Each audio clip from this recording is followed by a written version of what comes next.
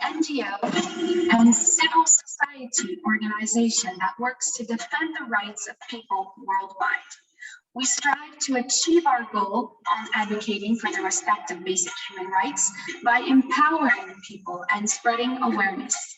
As we embark on the 47th regular session of the United Nations Human Rights Council, UNHRC has been working hard to gather information and explore one of many issues which we will be speaking about today: Hindutva hatred in India during the current COVID-19 pandemic, with a view to urge the international community to take immediate corrective action. For those who may not know, Hindutva is a form of Hindu nationalism, which is defined by the state or quality of being Hindu. It is a way to bring together Indian culture, creating a link between Hindus and the Hindu way of life. And today, it has become apparent that anti-Hindu sentiment, or Hinduphobia, has had a strong negative impact on its people, notably women and children. With the current standards put in place by the state, the justice and political system in India has a significant number of barriers, resulting in neglect towards its people, who have faced the consequences with crimes, for example, of sexual assault, child labor, and much more. On that note, I would like to introduce myself. I am Megan Severak, and I am the moderator of today's side event. I would like to thank our guest speakers and for their presence, as well as our viewers. I am pleased to introduce our speakers, who are three accomplished human rights activists. We have Ms. Sonia Moore, Faculty of Law at the University of Geneva, Ms. Hina Yuna, Director of International Affairs, and Dr. Feroz Messenger, Clinical Director for Primary Care, SAS, and Secretary General of UNHRC. I remind our guests that you have 15 minutes to each to express yourself on the matter at hand. And for our viewers, if you have any questions, don't hesitate to leave a comment in the discussion box that you can find by clicking on the icon at the bottom of the screen. Your questions will be taken into consideration once all of our speakers have said their parts. Once again, I welcome you all. I now give the floor to our first speaker, Ms. Sonia Moore. Thank you, Megan. Ladies and gentlemen, excellencies, it's an honor to be here today with you, with such a great organization as UNHRC. The tension between Muslims and Hindus of India is a matter that has existed since the 14th century. In other words, conflict between those two communities isn't something which is new. It means also that there hasn't been yet a reaction of the international community and that there hasn't been yet a solution. As the time goes by, the tensions evolved and became more and more stronger. Nowadays, we can tell that those tensions are not anymore only misunderstandings. We can see hatred. It became something that we cannot control anymore. And it became a situation that the international community needs to be aware of. The hatred isn't something that happens overnight. You have to build it during a certain amount of time. The more you invest in, and the more it will grow bigger. There must be a strong desire to create it and develop it. But why? A community as the Hindus community would try to take down and eradicate a minority as the Muslims community. And the answer is quite easy. That's all because of the fear. The fear of the other one taking the power. And all this hatred towards Muslims is built with fear. Fear is an irrational feeling that Hindus try to make logical, rational. But the fear of the other one training is only a matter of political interest. That fear has a name. It's called Islamophobia. And that fear increased during the crisis of the COVID-19. COVID-19 was and is nowadays a huge challenge for India, more than ever. However, this crisis hides another one from the international community. In India, the COVID-19 increased hate, especially towards Muslims, and it has to be stopped. I mean, the crisis hides this hate towards Muslims on an international level, and that we have to show that now. We have to show the truth that what is going on internally. The Hindus community used the crisis to lead disinformation campaigns, saying that Muslims spread more the virus, or that the virus would seem more dangerous if it's a Muslim that would have it. And other examples too, like the Hindus community used the crisis to discriminate Muslims even more by not allowing them to enter the hospitals when they were in the need. Another fact is it became common to observe physical, verbal violences towards Muslims in the streets, or even to hear hate speeches from Hindu leaders. Usually, hate speeches are spread by community leaders. It means that by their class and by their position in the community, they have all the power and the control over their own community or family. The biggest is the family or the community. The quickest the hate spreads, and the quicker the hate grows. And these leaders tend to ensure that the hate and the fear that they teach to their relatives becomes usual. The more they express their hate towards Muslims, the more the hate will become normal. And that's why they're trying to do right now. They're trying to normalize a hate that should never be accepted. It could seem like they're using the COVID-19 not to recover from a disease from the disease of the virus, but instead they're using this crisis as an opportunity for them to blame the Muslims. And I have to remind you that we have to accept the fact that a huge percent of the population of India their lives are in poverty. We have to take into account that the economic situation of India doesn't help those who are vulnerable. And we have to admit that there is a huge gap between the different quality of lives in different social classes. I mean that among the population there is a true lack of education because of the poverty. And that's mostly because of this lack of education and this poverty, that people tend to believe anything. That's a consequence of despair. This way of building hatred is a way for certain people to feel better than others. They say maybe to themselves, I'm a Hindu, why a Muslim can have this? I should have this because I'm a Hindu, I deserve better. And leaders, they understood the fact that their followers they are not having the best quality of life they could have, and they understood that it's a way to attract them. So we have to keep in mind that this crisis reveals the needs of the population and that it reveals too his weaknesses. And because of everything I said before, I think that the international community should be aware that Muslims are discriminated and that there is a need for international reaction to push the Indian government to stop this hate. Yes, of course, COVID-19 is the priority, but it would be a huge mistake to completely forget the millions of Muslims being abused every day just because of their religion. Because we have to keep in mind how easily hate between communities can get worse and how easily it can lead to a civil conflict. We have to stop this, and nobody wants that. Nobody wants a civil war.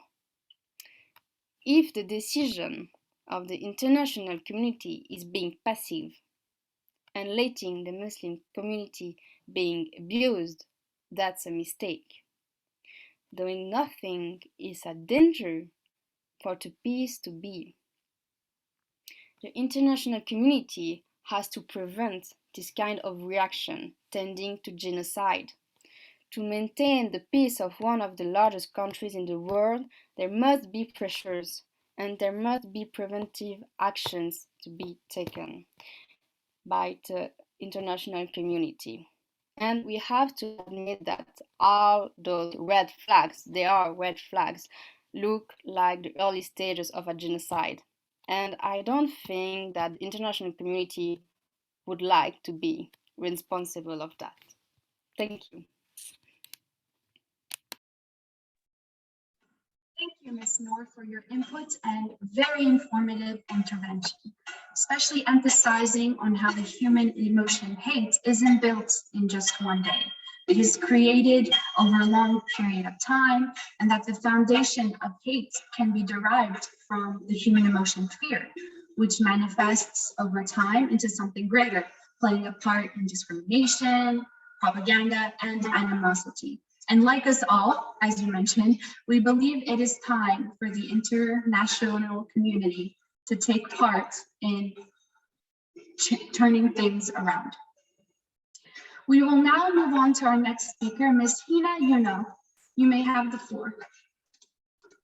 Thank you so much for providing me this opportunity today to speak up.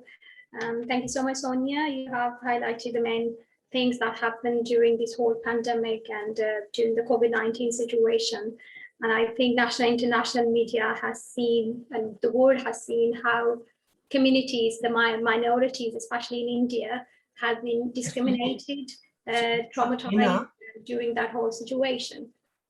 So first of all, I want to say here, because of some technical issues, I'm not able to leave the camera on, because I think you wouldn't be able to listen to me at that time. The voice is going to be distorted. So if it's okay, can we continue? Yes, you can continue. Yeah. All right, great. Thank you so much. We have seen this, the recent polarization in India has been supplemented by an assertive religiosity of Muslims, who comprise almost 14% of the population.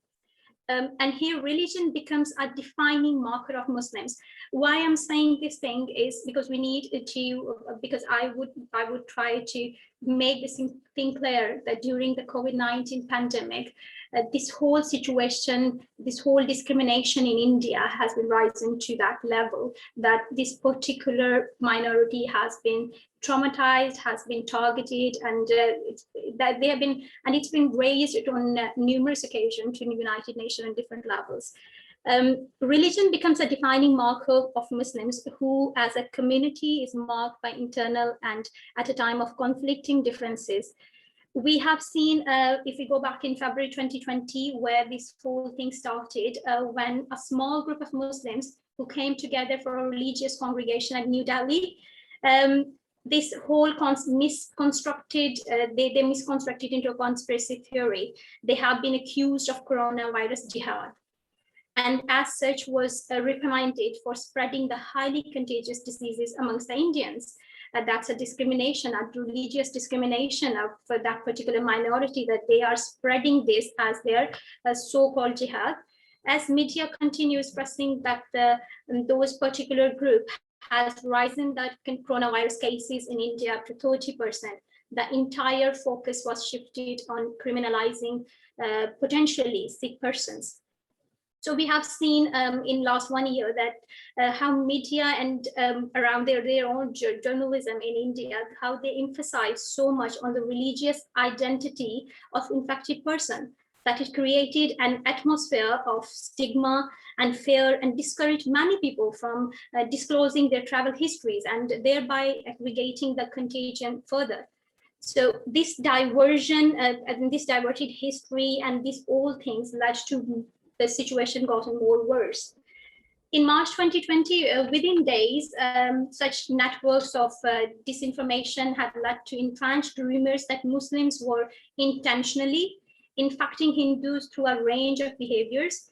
As a result, several spaces, residential settlements, hospitals, for instance, illegally and unconstitutionally denied entry and services to some Muslims, resulting in further unnecessary deaths. And in a parallel move, and implicitly supporting the BJP MLAs and supporters who were pushing the initial disinformation, the government of India banned 2,550 individuals from entering India for a period of 10 years. All of them were that they were affiliated with that particular group that they have used as a conspiracy theory against the Muslim minority in India. Meanwhile, a more public and systematic disinformation campaign emanates from mainstream institutions. For instance, a civil society institution composed of ex-judges with ties to diaspora Hindutva group. Recently, they submitted that claimed to identify the instigators of the Delhi program that took place back in February 2020 and left 39 Muslims dead at the hands of Hindus for right moves. And this report, which consists almost entirely of ideological fabrication, recast Muslims, descendants protesting against discriminatory citizenship law. And we all know that when this new government, the BJP government that's been elected back in 2019, Muslims in India have been increasingly at risk since this Hindu nationalist Bharatiya Janata Party government led by the Prime Minister Narendra Modi was first elected in 2014. And we have seen so many different instances that happened, and mainly of that was on December 12, the Modi administration achieved passage of the Discriminatory Citizenship Act. And that has created a lot of bias, and a lot of riots started happening in New Delhi and different parts of India where people stood together that the people who live there, their generations are there, but their right of being a citizen of India, that's been removed. And that, I think I would say, that increased that part, that how Muslim minorities have been targeted during all this time. Coming back to the point, if we say that we have seen their mainstream media and we have seen their programs that's been broadcasted on their Republic TVs, their anchors were shouting on March 31st saying that these particular group of Muslims and these minorities, these are the dangerous people. They have labeled them, they have discriminated them, and they've said this thing quite clearly on international, on their broadcasting channels, that these are dangerous people and these lockdown cheaters, and they should be punished, and they have compromised us all. One official from Modi's Bharatiya Janata Party suggested that these particular people should be shot. So it means the right to live in India has been compromised. And it's often accompanied by videos purportedly showing Muslims spitting on food and sneezing, and the Bjp RSS campaign of producing hate, initiating violence against Muslims in India runs as well as oiled machines that has internal complexity and leave the ruling party with plenty of scope for plausible deniability when the supporter resort to murder. We have seen a lot of violent incidents happen. I think I would bring up one, that 22-year-old man, his name was Mahbub Ali. He has been beaten by a group of people, and he's been dragged into the field and he's been hit by the stakes. Ali was a Muslim, and he was a Muslim. He was just returned back from that particular group that happened back in February 2020.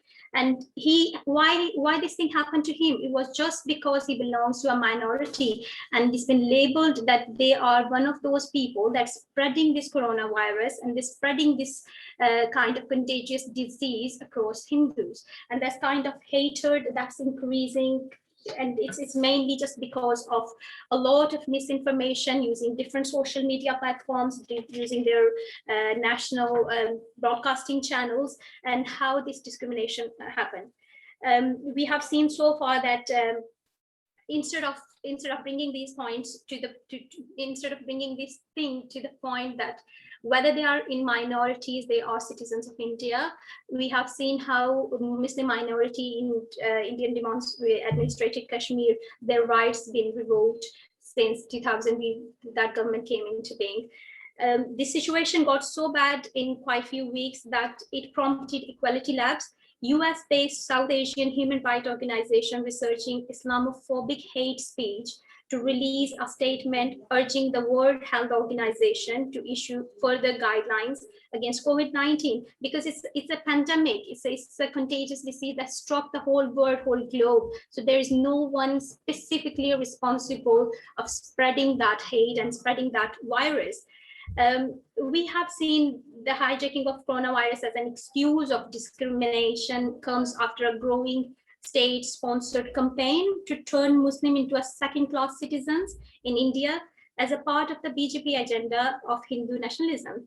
Attack on Muslims have become commonplace, and the recent Citizenship Membership Act passed by the BJP in December prompts millions to take to the street in protest, saying it's discriminated against Muslims. We have seen posters starting that said that Muslims were no longer allowed in certain neighborhoods. No Muslim traders will be allowed access to our hometowns until the coronavirus is completely gone. Their businesses have been shut down. They have been jailed and imprisoned in their houses. And what happened, that how they took advantage of that one, that the basic necessities that were already limited to Muslim minorities have been completely shut down during all this period of time. So I think this is the time where we need to emphasize this fact that this thing should be condemned, not on this basis that we're going to raise our voice against it. We have to raise this on different international platform, that basic human rights, whether they are minority there or whether it's in India or in different part of the country, should be addressed on different platforms. And these kind of inhuman acts and violence and discrimination, whether it's religious, whether it's a race or anything, should be condemned everywhere. And we, I think, are going to condemn it on each and every platform. Thank you so much. You have your intervention. We can all agree that the COVID-19 has caused many problems across the world. It has created fear, worry, and as we are human, we look somewhere to find the blame as quickly as possible, thus creating disinformation, and in the case of India, isolating and targeting whole ethnic groups. And with media, it has become easy to manipulate others using fear for social and political gain. I believe we can all agree that any crimes against these groups or just against humanity should be condemned. And now I would like to present our final speaker, Dr. Feroz Messenger. Apologies. You have the floor. Thank you, Megan. Hi, everyone. Good afternoon. Good morning to those in the UK and in the US. Thank you for inviting me for this very important topic, which affects not only India, the Southeast Asia, as well as the whole of the world, purely because there are second cause reactions to whatever is happening within a larger nation like India. As we all know, India is the largest democracy that we know of. Obviously, it was founded on principles of pluralism as well as equality within the political system. That's what made India what it is today, to bring it to the largest democracy in the world. However, as we know, India is diverse. The majority religion is Hinduism, is almost 1 billion, about 960 million. And the second largest religion is Islam, almost about 170 million. The main diversity within India, especially within the Hindu nation, is of course the castes. And obviously out of the caste separation, Dalits form the largest caste, which is about 200 million. Now, it's important to understand what Hindutva is and why it is a problem today. So let's just go back to when it was defined. Hindutva itself is like, it is more of a literal differentiation to elicit the belonging of a nation to a part of geography. So initially it was described as the people of the Hinduland, and obviously it had very close affiliation to the religion of Hinduism, but it's not the same, it's not synonymous with Hinduism, because Hinduism is actually a religion. So in 1923, obviously you must have heard of Veer Savarkar, who came out with the ideology that India should be a land for people of Hindu origin, and he mainly indicated at the beginning of his speeches, he has actually indicated it is a land of people with a religious ideology, but later in his speeches he came out with the ideology, slightly evolved ideology, that it's not just the Hindus, it's actually those who actually belong to that land. But they have continuously excluded certain religions as they regard them as the foreign religions, for example, Islam and Christianity. But that idea of Hindutva has evolved over a period of time, has started certain extremist ideologies to cleanse the land out of the non-Hindutva belonging groups. And that's when in 1925, the RSS was formed. And through RSS, which is effectively a militant paramilitary group which propagates the idea of Hindutva, there were other smaller arms of social reform, political influences, and all those subgroups were formed. All together, they were classed as Sangh Parivar. So they were the mother group which nurtured the idea of Hindutva, and then each group had its own agendas, RSS being the main political and military agendas, which again slowly formed the correct BJP, with the current ruling party. Now, I'll just give a slight idea about what was the background for Hindutva to form. And now it's important we understand how a minority idea within the majorities of India has slowly propagated into a majoritarian idea. It's very important we understand the evolution of Hindutva for us to understand why such a pronounced democratic country has actually plunged into a main array of racism, sectarianism, and also the problems with terrorism. And it has come to such an extent of as though there is state terrorism. This is what's very, very important we understand where the evolution is.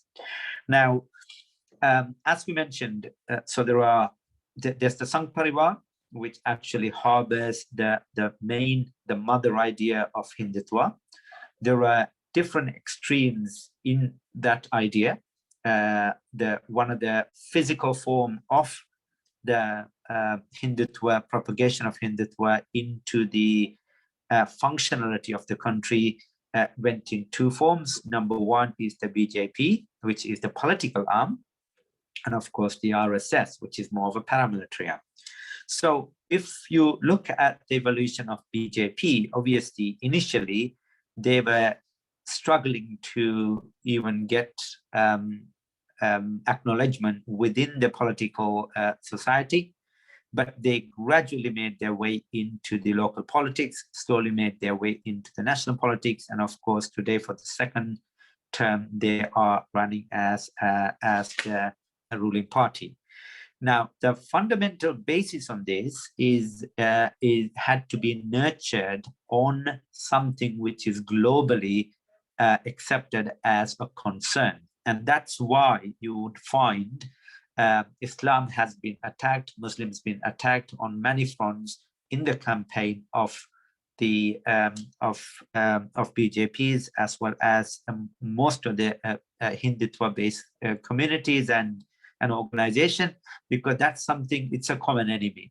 So because of Muslims, you got Christians and you got Dalits, the untouchables, they do try to propagate the idea of majoritarianism on the basis of the common enemies. And that's why you will find that when they have, when the BJP acquired less seats within their local parliaments and of course the national parliament, you can find that they had become more and more vocal about the anti-minoritarian slogans, because that fueled the idea of the Hindu nationalism. Now, I just want to move forward with regards to how does it affect locally. We have heard few examples of targeted riots, which is either sponsored or protected, given protection even from the government in terms of carrying out the violence, and also given protection to the rioters, but also how it affected particular group of people, for example, Muslims. So this happens on a daily basis. There are riots, there are organized riots, there are rallies, there are vigilantes going on, rampaging, small villages, small communities, you know, the communities who live in harmony, where the Hindus and the Christians and the Jains and the Muslims, everybody live in harmony, but they do have influences from outside who come in and then who violates their harmony. One of the most notorious thing was what happened within the JNU, the university. There were the power of the union was gradually taken over by the BJP supporting parties, and also the violence started, and then gradually the outside rioters were let in by some of the members of the unions, and then they were supported by the forces from outside guarding them. So the concern here is the organized violence, organized terrorism unleashed upon the innocent citizens of India, and then they were underplayed in the media so that the people who create these violences and rampages are protected and encouraged. So it is empowerment of terrorism within the country in the name of nationalism. And this is really worrying, because that has traveled, that has made the idea travel beyond boundaries. And now it seems that there are more influences supporting the idea of Hindutva across the globe. Now we are talking about regional politics as well as the global politics. You know, there was numerous incidences where the locals, obviously, those members of Hindutva who are either dual nationals or the national of a Western country, mainly targeting Canada, US, Australia, Europe, and UK, of course.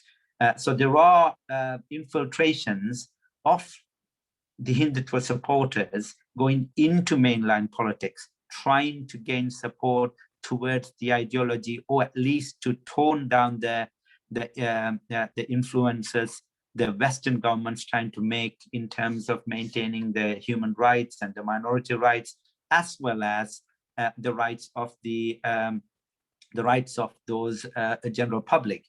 The concern is that why isn't the international bodies, the international community stepping in, addressing this extremism? This is the concern from the human rights perspective. Yes, there had been a massive campaign against Islamist militants. There are a lot of misnomers or propagations against Muslims as terrorists, regardless of the context or content. You look at the matters. Obviously, there is a need globally for us to fight against terrorism. It is undisputed. There is no questions about that. But that should spread across the globe towards any terrorism, whether it is a terrorism based on religion, It's a terrorism based on caste. It's a terrorism based on ethnicity or color. This is where the world has to step in. Looking at India, it's quite obvious. There are political leaders of the ruling party, as well as other parties who support Hindutva, come out in public chanting slogans against certain religious group or minority groups, and alienating them from the rest of the public, stripping them off through mechanisms which is very difficult to fight by forgaining people's nationality. You know, the CAA Act, you know what happened in Kashmir with regards to removing their semi-autonomy. I think these are the parts. I'm not talking politically here. I'm talking from the perspective of human rights. It is important the world steps in to safeguard whatever the background of terrorism is, whether it is state-sponsored terrorism or guerrilla terrorism. Doesn't matter. What matters is the safeguarding of nations, safeguarding of minorities, safeguarding of peace-loving people against the violation just because of they belong to certain sects, certain religion, or certain ideology. And the government has developed such a, just purely talking about the protection perspective. In India, the government has a massive approach towards this impunity, towards people, the officials and people who are responsible of holding the law and peace in the areas of concern. And there is no, there's no legal prosecutions. There are even the cases which were taken into the court being dismissed, even with any weight of evidence you can produce. And also the worst is that you are made to feel as a citizen that you have no say, you have no electoral powers, you do not have no voting rights. And the worst is that your neighbor, who has been your best friend for decades and decades, has been made to think that you are a potential terrorist.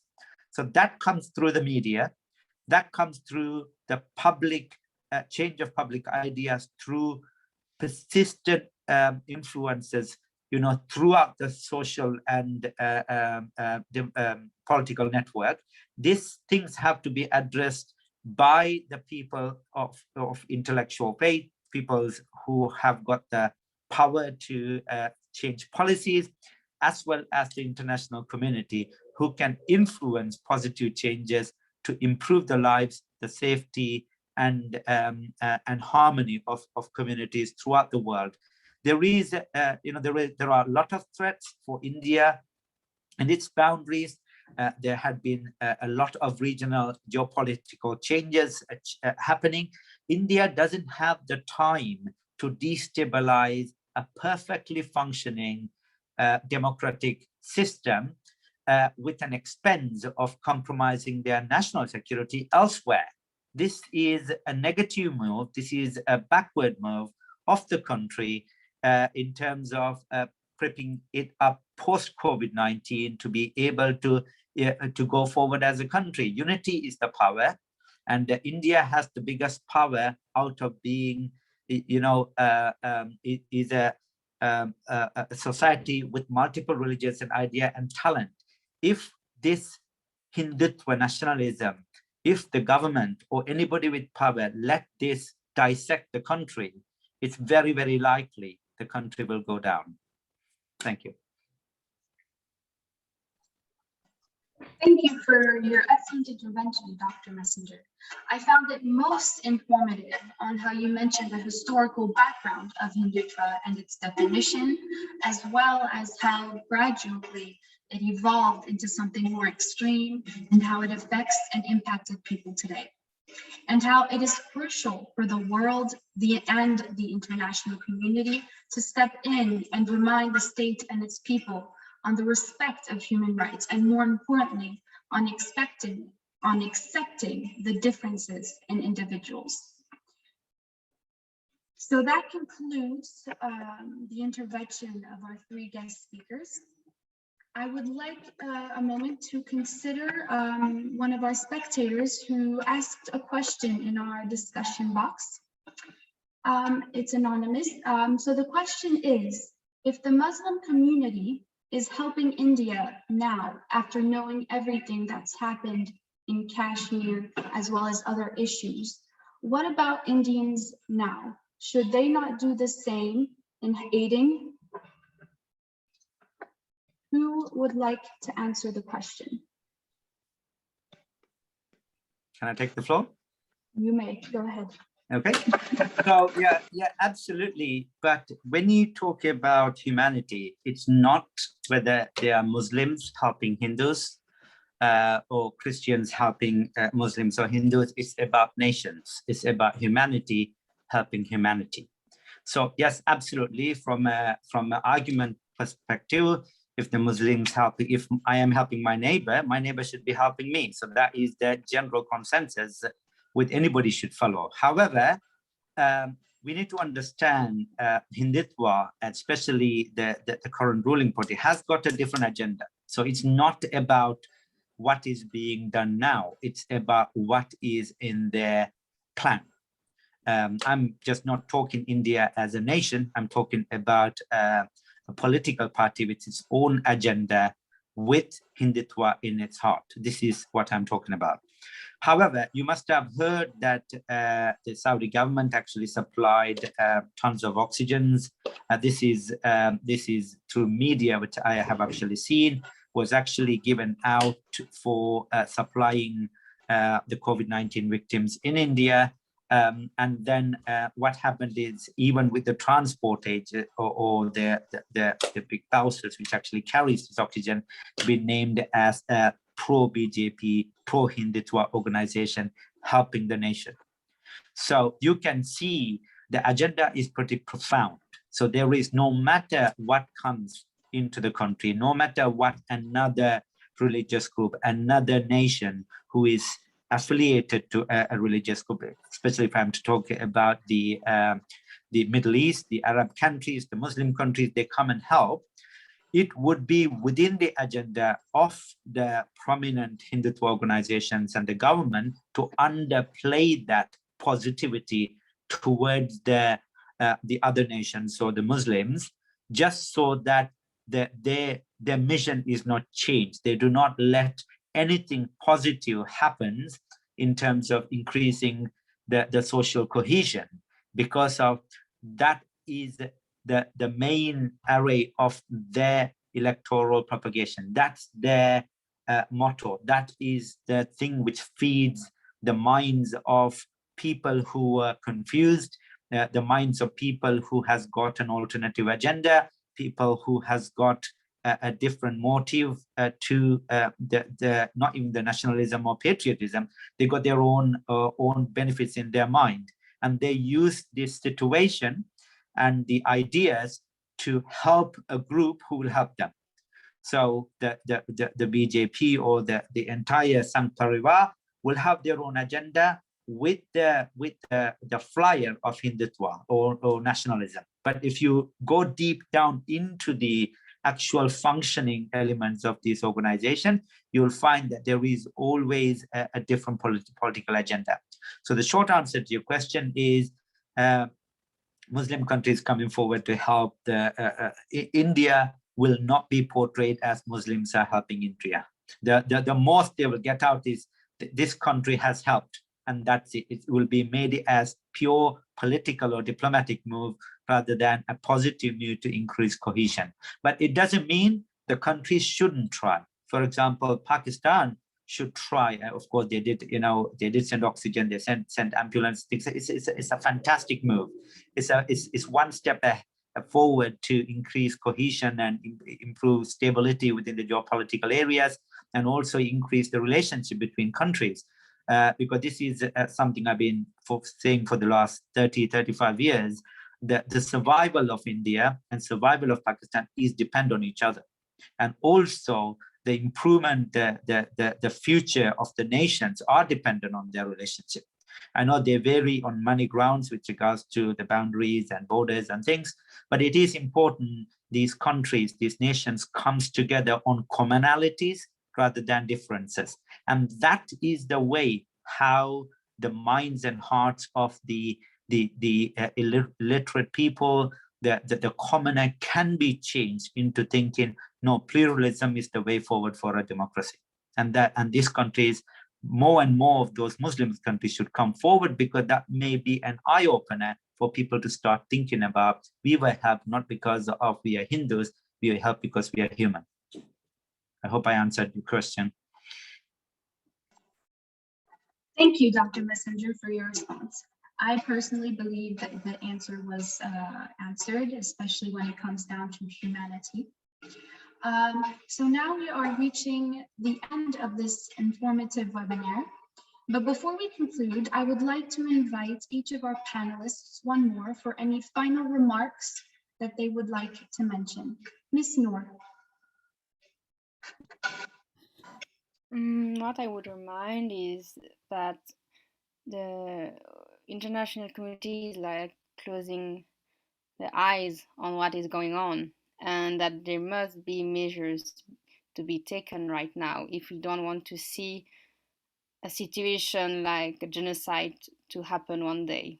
And I think as soon as possible, the people of India and the international community need to pressure the Indian government. Thank you. Thank you, Ms. Noor. Ms. Yuna, do you have any final remarks? I would agree with both panelists, and I would say, like, yeah, that's time. But humanity should prevail everywhere. We have tried the initiatives to help, just disregarding the discrimination or race or anything, but initiatives should be taken, and they have been taken by different countries, regardless of religion or anything. But we have to look into this kind of things. That's not right for the peace in the world. To bring up the peace, we have to basically put a prioritizing thing on humanity. So we have to raise this issue on different platforms as well, to bring up the things so that we can, during this pandemic and the COVID-19 situation, because it's still continuing and still there are a lot of people getting affected, not only in India, in different parts of the world as well. So each and every person should have this responsibility, being human, that we should take initiatives and we should do whatever in our capacity to build up these kind of initiatives to carry on. Thank you, Ms. Yuna, for your final remark. Dr. Messenger, what is your final remark for this session? Thank you, Megan. My final regards are maybe three-fronted. One is countermeasures for the extremism of any religion has to be done. I know there's a lot of money, effort, intelligence being put into countermeasure Muslim extremism. There is a place for it in terms of the countermeasures, and it has to be done with the cooperation. And and every country in the world, including the US, knows that you cannot just go and change people's mind. You need to bring people into a state of listening, and so you need to work with that community to be able to change their minds. So the same thing applies to India.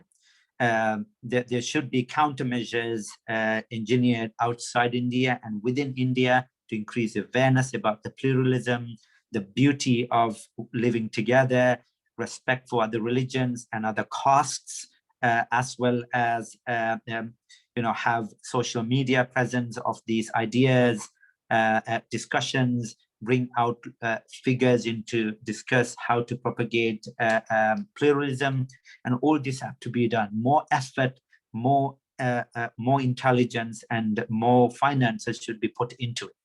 Not just within India, just outside India, especially from the Western world, because they need to understand India is a large part of the world map. It is important that India is stabilized, India is plural, and most important is that India stays democratic. It is very, very important. If India falls out of democracy, it's a massive failure to the world from the democratic nation. So it is very, very important the Western world invest on this in terms of increasing the awareness of pluralism and democracy, so that the Hindutva, the hatred which created by the Hindutva and the terrorism is broken down and beaten. The second thing is to fight back on the support it gets from outside. As I mentioned too, there is slow infiltration into Western governments, notably Canada, US, UK, Australia, so larger, more English-speaking countries. And it is important the government is more vigilant about it. And from the international counterterrorism measures, this also need to be taken into consideration as to how far the infiltration goes. Because the problem is, as you know, the one who causes harm is one, the one who watches the harm is done is another. And the one who has the power to stop it by any influence and international pressures is the Western governments and the governments who can influence policy change. And this is very, very important down to international society, the community, as well as the government, make an influence on changing policies positively. And the third and the last one is about disarming ideas that has a profound effect on human brain from a growth perspective. So one of the things the Sangh Parivar is doing is infiltrating religious institutions, academic institutions, schools, universities, to change history in the books. This is what they're doing. They're trying to change the relevance of, they try to increase or overplay the Hinduism within a geography, and to underplay the influence of positive change from Islam, Christianity, the Western invasion and things. It is important that people understand where we are, where India is today, is because of those positive changes, right? Yes, it has got a very rich culture. It has to retain. It has got a massive resource from all the four states, as well as human resources. It has got a lot of academic resources, and also it has got political resources. And it is important that country flourishes as a whole, rather than trying to feed out one element of that which will not be lasting forever. India has an influence on the world. For the world's survival and for world's progression towards a more brighter, more safer area to live in, India's security is very important. For that reason, investing on changing, disarming extremist ideas and hatred, that investment actually has to come from many fronts, especially from local activists, local plural organization, as well as the foreign organizations. Thank you. Thank you, Dr. Messenger, for your final remark. Ladies and gentlemen, I would like to thank our distinguished panelists on behalf of UNHRC for sharing their insights. I wish to thank our viewers for attending our event, engaging our cause for a freer and more just world. I also would like to thank our colleagues who contributed to making all this possible. Ladies and gentlemen, I wish you all a good rest of your day. Thank you for the time, everybody. Bye-bye.